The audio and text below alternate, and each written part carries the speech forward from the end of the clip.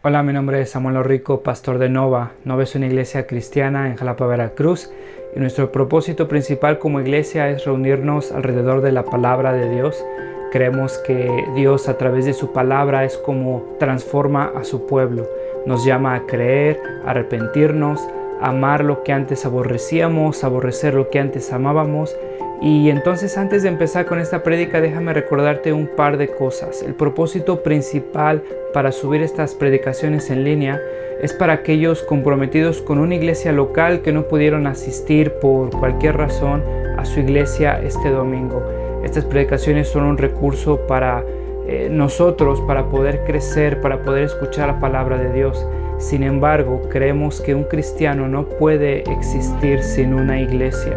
Creemos que el contexto bíblico en el cual el cristiano crece y se sustenta como cristiano por la gracia de Dios es a través de su iglesia local, sometiéndose a un liderazgo local, amándose unos a otros, sirviéndose unos a otros, perdonándose unos a otros. Un cristiano no puede vivir su vida cristiana simplemente consumiendo predicaciones en una pantalla de su televisión, de su computadora. Entonces te animamos a comprometerte con una iglesia local. Si no pudiste asistir a una iglesia este domingo, nos da gusto que estés viendo este video. Disfrútalo, nuestra oración es que te sea de bendición. Sin embargo, si no te has comprometido con una iglesia local, mi oración es que puedas comprender que el amor de Dios se refleja en medio de su pueblo, mostrándose en la iglesia local. Nuestra oración es que Dios siga transformando nuestro país, que el Evangelio siga siendo proclamado, que la sana doctrina siga expandiéndose en nuestras iglesias y cada vez más cristianos podamos adorar a ese Dios soberano que nos ha mostrado su gracia a través de Cristo a pesar de lo que somos. Año nuevo. Estoy seguro que ya algunos de ustedes tienen sus nuevos propósitos. Estaba leyendo un artículo hace unos días sobre los propósitos más conocidos en México, más comunes en México. Bajar de peso, ahorrar dinero, evitar el estrés, obtener un mejor trabajo, iniciar una mejor carrera, dejar de fumar, viajar o conseguir una pareja. Y sabes, es interesante cómo la gente empieza el año con ánimo de iniciar un nuevo propósito, de conseguir algo que tal vez ellos no tenían el próximo año. La verdad es que muchos de nosotros, si no es que todos, vamos a fallar a lo largo de este próximo año en conseguir ese propósito. Sabes, yo te confieso, yo tengo un propósito para Año Nuevo y siempre quiero mejorar como predicador y mi propósito es tener sermones más cortos. Mira, de hecho ya sí, gracias por acordarme, ya tengo aquí mi cronómetro. Pero ¿sabes qué? Estoy seguro que en el año y tal vez en esta predica voy a romper ese propósito. Ahora fíjate, lo interesante de esto es que nosotros ponemos esos propósitos o esas metas que necesitamos lograr como leyes, como estándares para probar a nosotros mismos o a los demás que somos suficientes o que somos mejores que las demás personas, o para mirarnos al espejo y decir, sí, ¿sabes qué? Tú vales el aire que estás consumiendo. Para probarnos a nosotros mismos, sentirnos mejor con nosotros mismos. Ya no queremos tal vez estar desempleados, o ya no queremos tener un sueldo bajo, ya no queremos estar solos, y ponemos esa situación o ese propósito como un mandamiento, como una ley o como un obstáculo que nosotros conseguimos, logramos. Y ya una vez que nosotros lo logramos, nos sentimos mejor con nosotros mismos, ¿no es cierto? Es por eso que tenemos esos propósitos, porque sentimos que algo nos falta, queremos conseguir ese propósito y nos convencemos a nosotros mismos que si conseguimos ese propósito, ya nuestra vida va a ser más feliz o va a ser menos difícil. Y sabes, el día de hoy te digo que si pones tu vida o tu aprobación o tu identidad en uno de esos estándares, estás condenando tu nuevo año a vivir de forma frustrada. Ahora, mira, vamos a empezar un nuevo año. Lo mejor que podríamos hacer nosotros, esta iglesia, nuestro corazón como cristianos, es reconocer que vivir bajo la ley, ya sea una ley religiosa, ya sea una ley social, ya sea una ley de aprobación física, que vivir bajo la ley es imposible y no podemos ser justificados bajo ningún tipo de ley. Es lo que Pablo está hablando en el libro de Romanos. Fíjate, Pablo está hablando, ¿te acuerdas en el capítulo 6? Pablo nos está diciendo, bueno, si somos salvos por gracia, podemos pecar, porque no somos salvos por la ley, somos salvos por gracia. Y Pablo dice, de ninguna forma, ¿te acuerdas que decía que la boca se nos haga chicharrón? No podemos pecar porque tenemos un nuevo estado, somos muertos al pecado, tenemos un nuevo Señor, somos siervos de la justicia y tenemos una nueva relación, estamos casados con Cristo. Ahora fíjate, cuando Pablo está hablando que somos casados con Cristo, nos está hablando que nos hemos divorciado de la ley. La ley se ha muerto, ya no estamos casados con la ley. Eso repercute en nuestras vidas de forma radical. Porque cuando estamos casados con una persona, esa persona influencia, esa persona gobierna toda nuestra vida, nuestros horarios, nuestras finanzas. Sabes, no me importa lo que me diga todo el mundo, pero lo que me diga mi esposa es mucho más importante.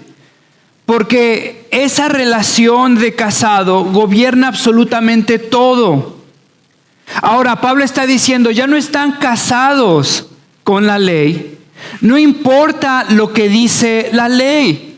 Su vida ya no está gobernada por la ley, por los horarios de la ley, por los requerimientos de la ley.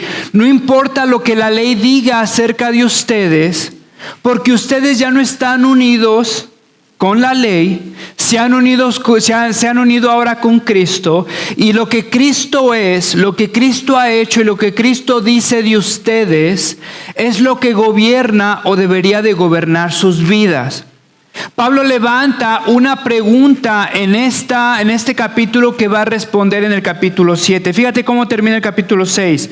Porque cuando nuestra carne aún nos dominaba, las pasiones pecaminosas de la ley, pon atención, las pasiones pecaminosas que la ley nos despertaba, actuaban en los miembros de nuestro cuerpo y dábamos fruto para muerte.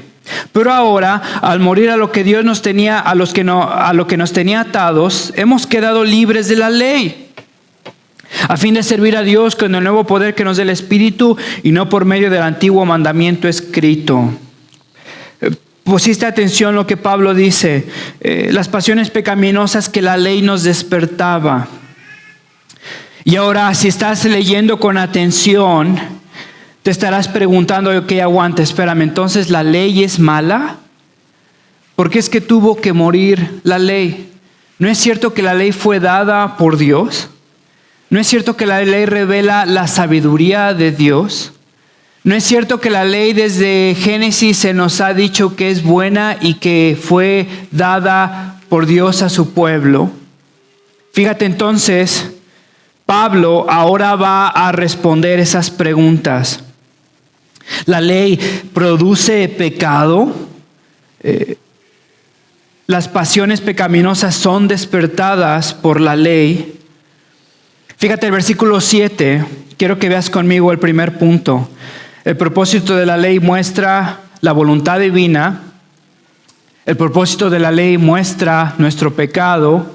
El propósito de la ley muestra la misericordia de Dios. Pablo va a responderte que la ley no es mala, la ley no es pecado, que la ley no nos obliga a pecar. Y Pablo nos va a decir que la ley es buena porque revela la voluntad de Dios, revela nuestro pecado, revela la misericordia de Dios. Quiero que vayas conmigo al primer punto, versículo 7, que concluiremos que la ley es pecado de ninguna manera.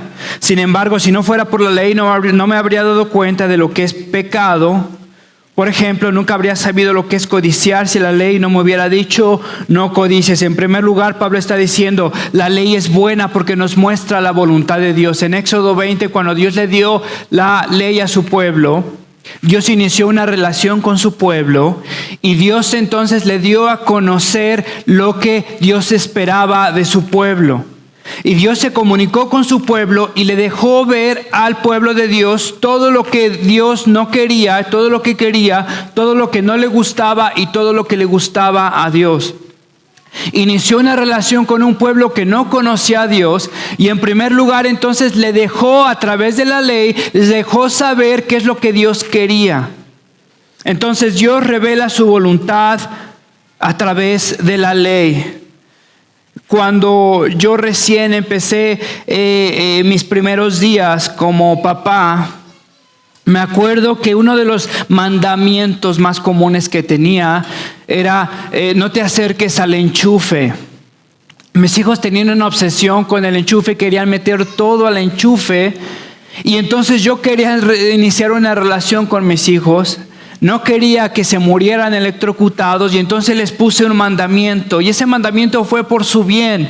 Y entonces les dije, no te acerques al enchufe. Y a partir de ahí tuvimos otros mandamientos, no comas golosinas antes de comer. O si vas a comer un dulce, primero cómete una verdura. Y mis hijos empezaron a conocer lo que nosotros esperábamos de ellos. Hace tiempo, cuando estaba en Estados Unidos, fui a visitar a mi esposa. En ese tiempo era mi novia. Me acuerdo que iba ahí a una Navidad a visitar a la casa de mis suegros. De donde yo vivía a su casa eran como 2 horas. Esa tarde en especial había nevado mucho. Yo no sabía manejar en la nieve. Yo tenía un coche que había comprado, era una reverenda basura, pero era mi primer coche, entonces estaba muy orgulloso de ese coche. Y mi coche ahí iba, tenía llantas ya todas lisas y tenía mucho miedo de manejar en la nieve, porque te puedes resbalar, te puedes caer ahí en la barranca. Y yo estaba, según yo, manejando prudente. De pronto veo que un tránsito me echa las luces, me prende las luces y allá cuando te para un tránsito no es como acá que nada más ven qué onda, te quieren pedir mordida. Allá cuando te para un tránsito es ya porque ya te cayó, o sea, ya no hay nada que hacer. No puedes argumentar con ellos, hiciste algo, te paran y tienen todo el derecho, toda la autoridad, no se van con rodeos pues. Entonces me pararon, me midieron mi alcohol, no había tomado, apenas iba a la casa de mis suegros, apenas iba en ayunas, pero me checaron mi aliento para ver si tenía alcohol, me hicieron caminar y me preguntaron que si todo estaba bien conmigo y le dije, sí, pues todo está bien, pues voy ahí a la casa de mis suegros. Y me pararon, me habían infraccionado. Y de hecho el tránsito me dijo, ¿sabes qué? Es la primera vez que hago esto. Nunca en mi vida me había pasado esto, pero lo tengo que hacer porque rompiste una ley. Y yo les pregunté, bueno, ¿qué ley rompí?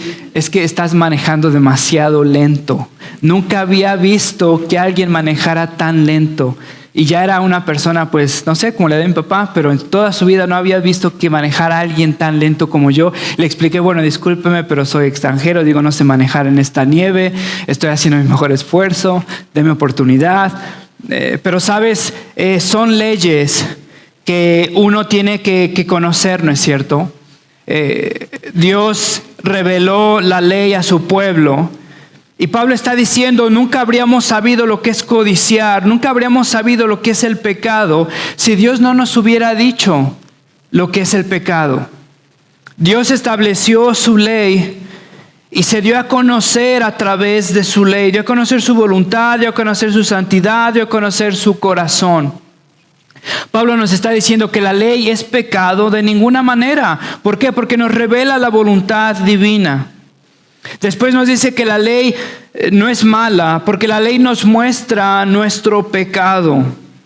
¿Sabes? Si vas a la calle, si le preguntas a cualquier persona, al Parque Juárez, si vas y les preguntas, oye, ¿te consideras que eres una buena persona o una mala persona? Estoy seguro que la mayoría de la gente te va a decir que no son tan malos. son unas muy buenas personas. Digo, no son perfectos, pero no son tan malos como el Chapo, no son tan malos como aquel malandrín que les robó, no son tan malos que, no abusan a sus hijos o no golpean a sus esposas. Saben que no son lo que deberían de ser, pero hay personas que son peores y, en resumen, ya igualando todas las cosas, no son unas personas malas. ¿Sabes? Pablo nos dice que el propósito de la ley no solamente es revelar la voluntad divina, sino mostrarnos nuestro pecado. Hay una historia ahí de un teólogo, Greisner, es el mentor de R.C. Sproul, el que discipuló a R.C. Sproul, y cuenta esta historia que iba a ir a un banquete.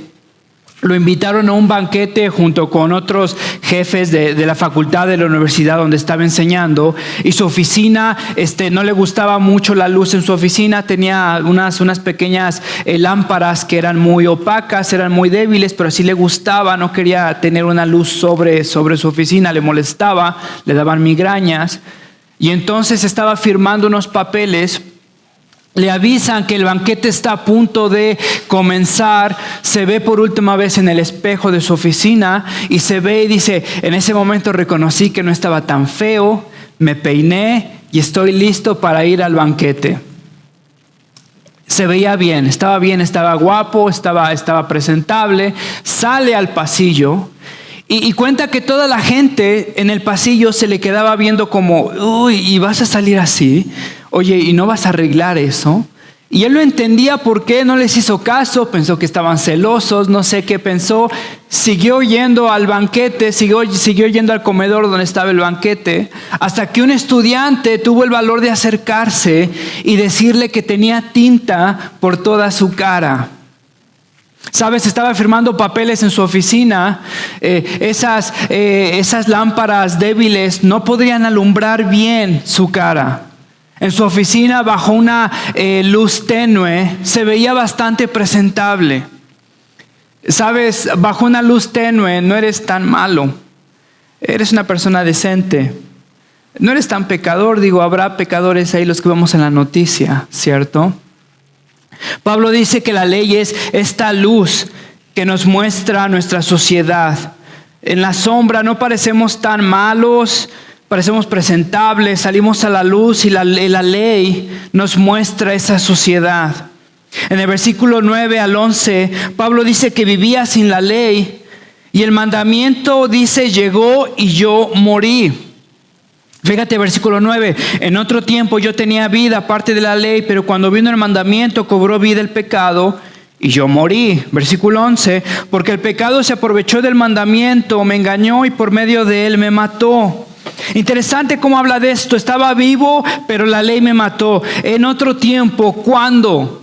Algunos dicen, bueno, tal vez cuando era un niño y no conocía la ley, pero cuando conoció la ley, pues no es que se murió físicamente.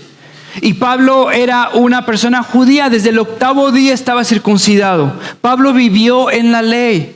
¿De qué habla Pablo cuando dice en algún tiempo cuando no tenía la ley estaba vivo? Cuando tenía la ley vivía y cuando llegó el mandamiento me morí. ¿Sabes? Teólogos están de acuerdo, comentaristas están de acuerdo que Pablo está hablando de su conciencia de pecado. En otras palabras, cuando el pecado lo confrontó con la fealdad de su corazón. Y muy probablemente fue obviamente antes de su conversión al cristianismo. Cuando Pablo pensaba que era un fariseo de fariseos.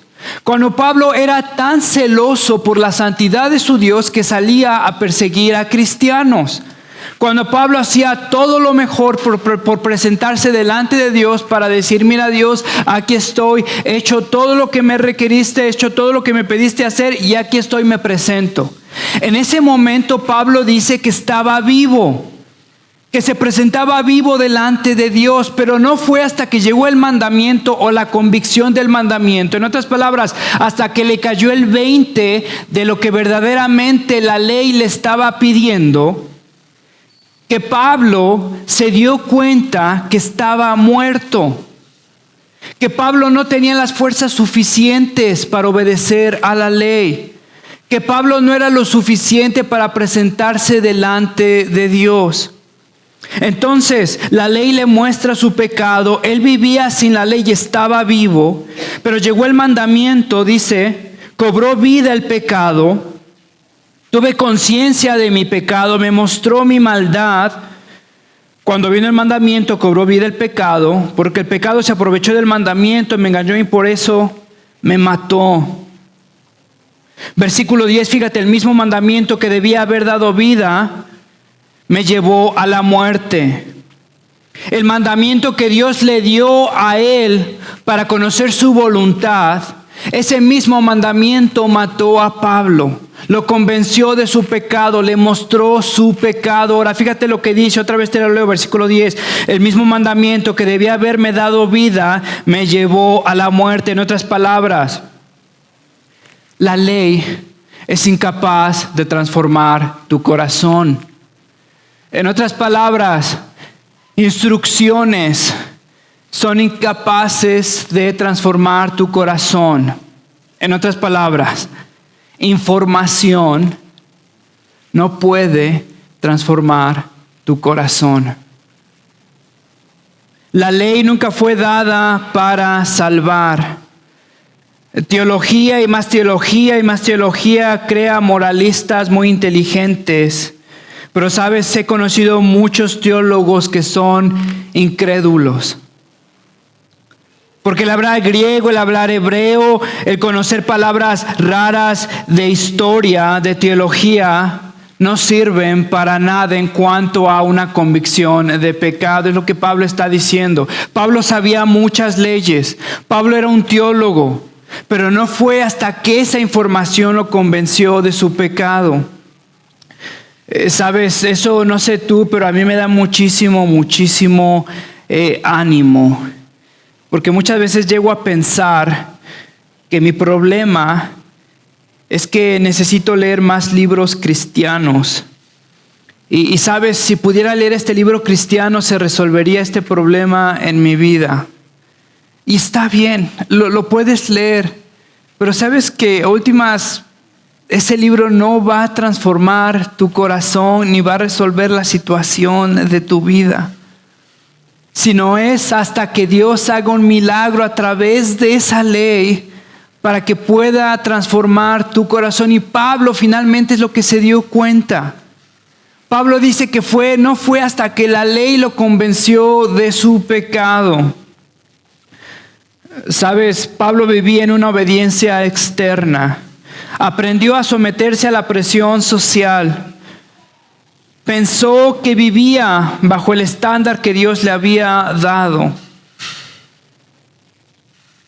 El versículo 12, la ley es santa y el mandamiento es santo, justo y bueno. ¿Por qué la ley lo mató?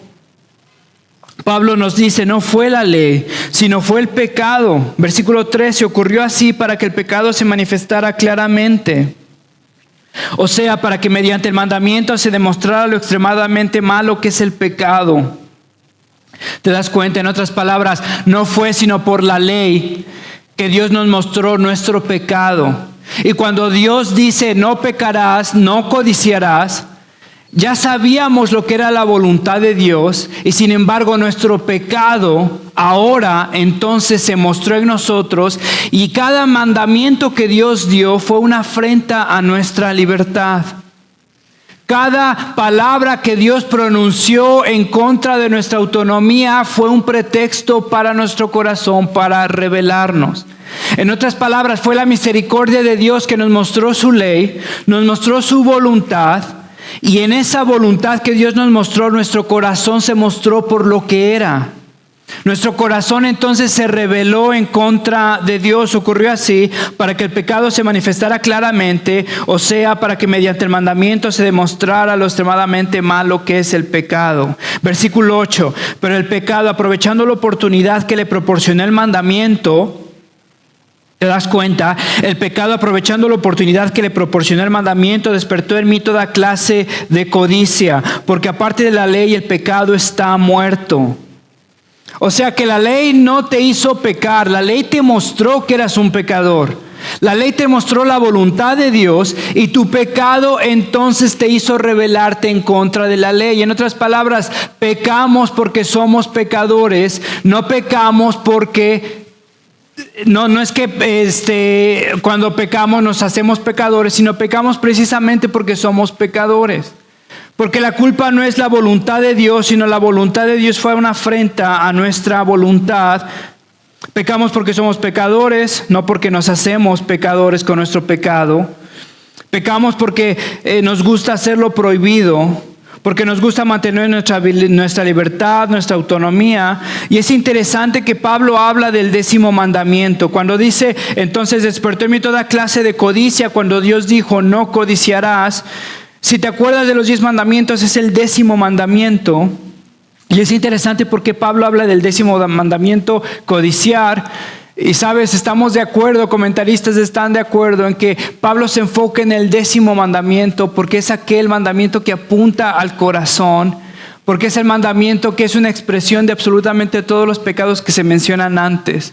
Porque la ley nos dice entonces respetarás a tu papá, a tu mamá, no matarás, no robarás, pero entonces cuando yo codicio, cuando estoy, en otras palabras, infeliz de lo que Dios me ha dado, de lo que Dios me ha provisto, cuando no confío en los planes de Dios, cuando estoy insatisfecho con lo que Dios es, con lo que Dios me ha hecho, entonces en mi corazón busco mi propia autonomía. Y Pablo se da cuenta que podría aparentar los otros 9. Pablo podría ser un muy buen fariseo, pero cuando llegó al 10º no podía engañar a Dios. Vivía en codicia y ese es el mandamiento que dice Pablo, lo mató. Fíjate en mi tercer punto. ¿Te acuerdas? Dijimos que la ley no es mala, la ley nos muestra la voluntad de Dios, nos muestra nuestro pecado, la ley nos muestra la misericordia de Dios. Versículo 14 dice, sabemos en efecto que la ley es espiritual, pero yo soy meramente humano y estoy vendido como esclavo al pecado. Versículo 18, yo sé que en mí, es decir, en mi carne, nada bueno habita. ¿Te acuerdas lo que había dicho anteriormente? Versículo 7, la ley es pecado de ninguna manera. Versículo 13, lo que es bueno se convirtió en muerte para mí de ninguna manera. Pablo quiere asegurarse que entendamos que el problema no es en la ley. El problema está en mi corazón. Yo soy meramente humano, yo estoy vendido como esclavo al pecado. Y sabes, cuando Pablo aquí está a punto de abrir su corazón como nunca antes lo había hecho. Pablo está a punto de presentarse vulnerable. Pablo está diciendo que todavía lucha con el pecado, que está vendido al pecado. Y cuando muchas personas escuchan a Pablo hablar así, no creen que un apóstol pueda luchar con el pecado así. Entonces dicen, bueno, ¿sabes qué? Tal vez Pablo está hablando metafóricamente de un incrédulo. El problema es que el incrédulo no lucharía con el pecado así, ¿no es cierto? Digo, ve al Parque Juárez y pregúntale, oye, ¿qué onda? Híjole, sí sé que eres adicto a la pornografía, ¿qué onda? ¿Qué piensas? No, nada. Está bien, es una expresión, no lastimo a nadie. ¿Te das cuenta que no podría ser un incrédulo? Pablo, algunos comentaristas dicen, bueno, tal vez se refiere a un cristiano carnal, a un cristiano que sí es cristiano, pero pues que está viviendo en un pecado así explícito.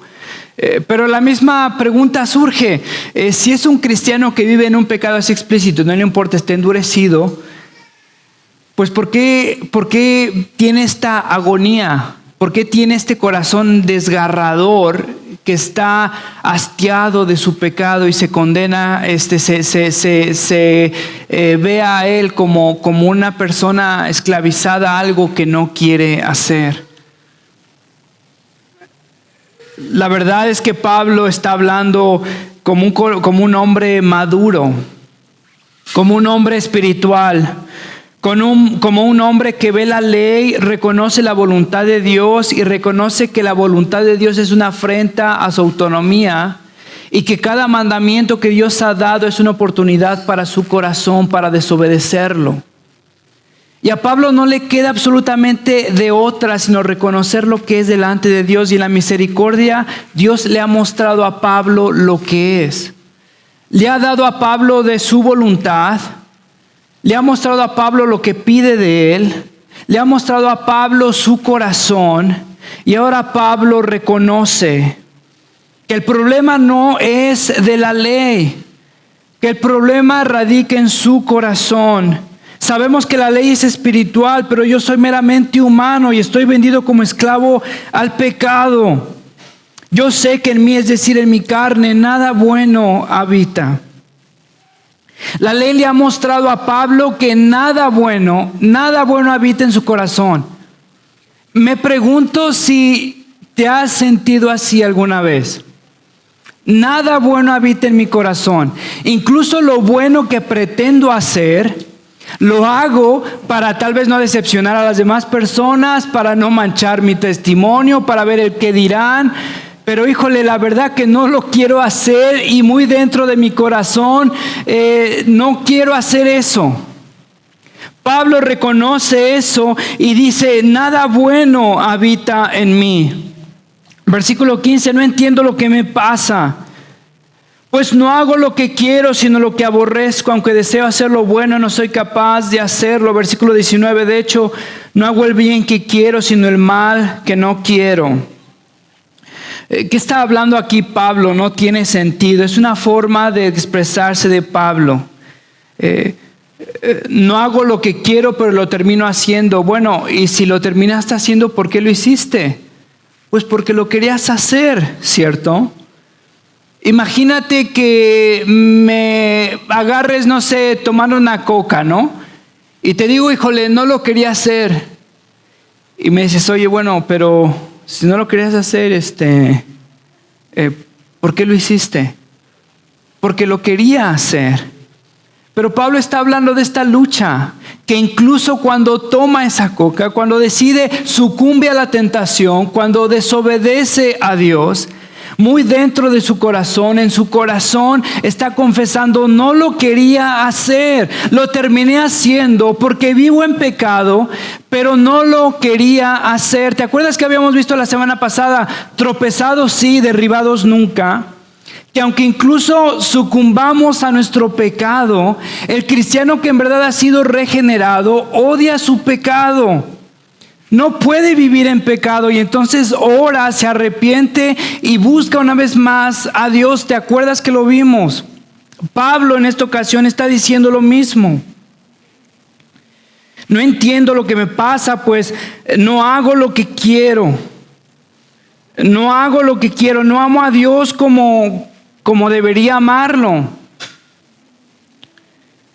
No busco a Dios como debería buscarlo, sino lo que aborrezco. Y cada vez que lo hago, me pregunto por qué hice lo que acabo de hacer. Y pruebas una vez más esa amargura del pecado, ¿no te pasa?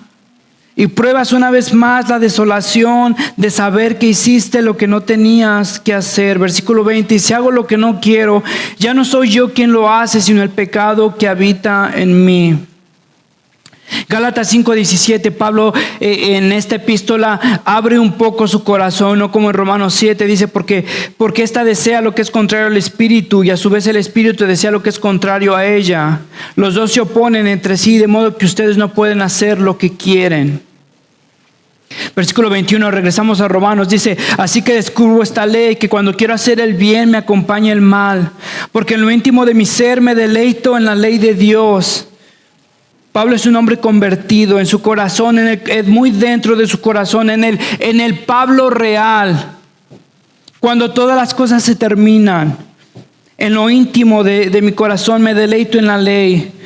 Amo a Dios, me duele mi pecado, pero me doy cuenta que en los miembros de mi cuerpo hay otra ley, que es la ley del pecado. Esta ley lucha contra lo que considero bueno y me tiene cautivo. Versículo 24, soy un hombre miserable, ¿quién me librará de este cuerpo sujeto a la muerte? Y Pablo utiliza una ilustración muy grotesca. Anteriormente los romanos, cuando conquistaban a un pueblo pagano, le decían, amarraban cadáveres a la espalda de los esclavos. Y era una forma de castigarlos, era una forma de atormentarlos. Y tenían que cargar ese cadáver hasta que ese cadáver se podría. Y si sobrevivías a la infección, a las lombrices ahí comiéndote tu espalda, si te cicatrizaba bien eso, pues entonces la hacías. Y si no, pues te morías por la infección de cargar ese muerto, ese cadáver que tal vez era tu familiar en la espalda. Pablo está describiendo su pecado con esta imagen. Miserable de mí, ¿quién me librará de este cuerpo de muerte? Pablo está reconociendo que Dios lo ha rescatado y le ha dado un nuevo corazón. Sin embargo, ese viejo hombre, esa naturaleza pecaminosa sigue molestándolo de vez en cuando. Y Pablo soporta la tentación y Pablo se acerca a Dios, y muchas veces ese hombre viejo lo engaña, lo atormenta. Pablo sucumbe al pecado y Pablo reconoce: soy un hombre miserable, soy un pobre miserable. Y sabes, cuando yo estaba leyendo este capítulo,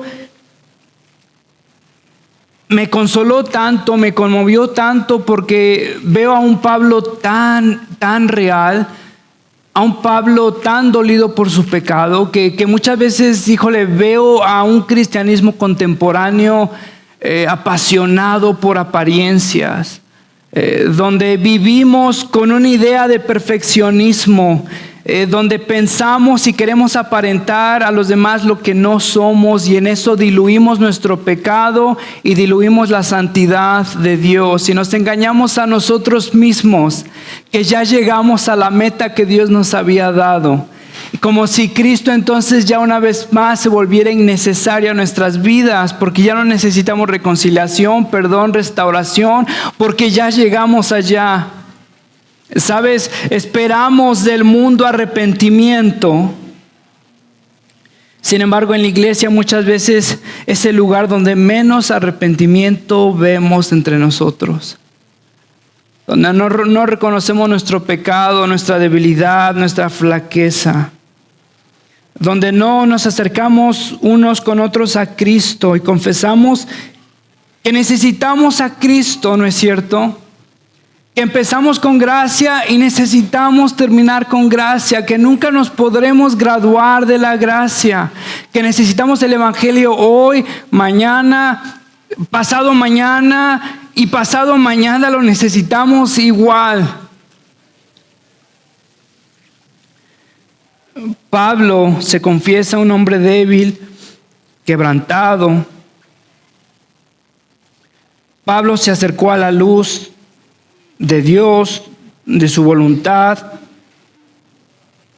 y se vio sucio, se vio miserable, se vio putrefacto. Y sin embargo, Pablo en ese grito de angustia: soy un hombre miserable, ¿quién me librará de ese cuerpo de muerte? Sabe que su esperanza no está en sus fuerzas, sabe que su esperanza no está en las leyes que se ponga, en los propósitos de año nuevo que tenga, porque sabe que entre más leyes, más oportunidades para pecar y para fallar.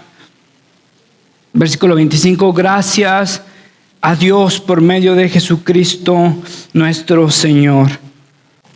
Cristo, encuentro todo en ti y no necesito más.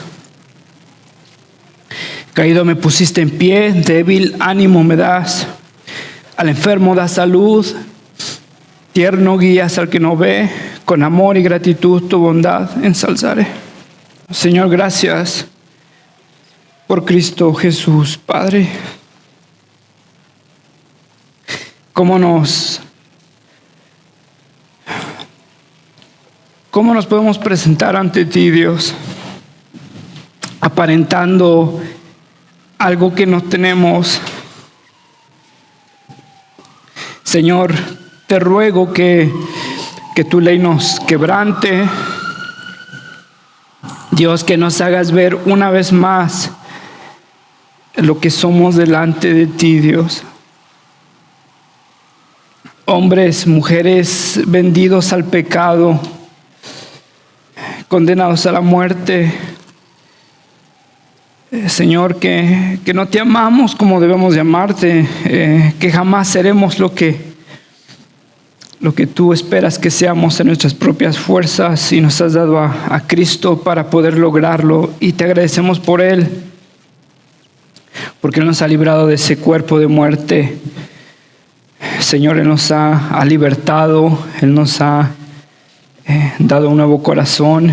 Y en nuestros pecados, en nuestras luchas, Dios, hay tanta esperanza que tú estás con nosotros, que la aceptación jamás ha dependido de lo que hacemos. Padre, que este sea un bálsamo para nuestros corazones, te lo ruego. He tropezado, sí, derribados nunca, Señor. En Cristo Jesús. Amén.